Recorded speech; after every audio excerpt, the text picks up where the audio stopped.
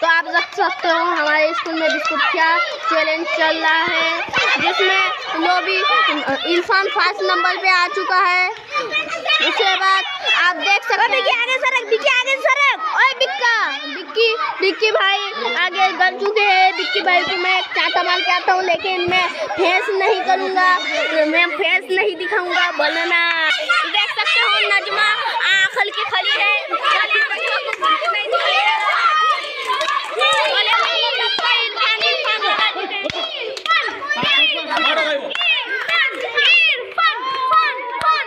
और यहाँ पर सब कोई आखल के बैठ चुके हैं और कोई यहाँ पर कोई फर्स्ट नहीं हुआ है। देखते हैं कौन फर्स्ट होता है। यहाँ पर बिस्कुट जितने जोर से ही ज्यादा टक्कर का मुकाबला चल रहा है और आप यहाँ पर देख सकते हो कि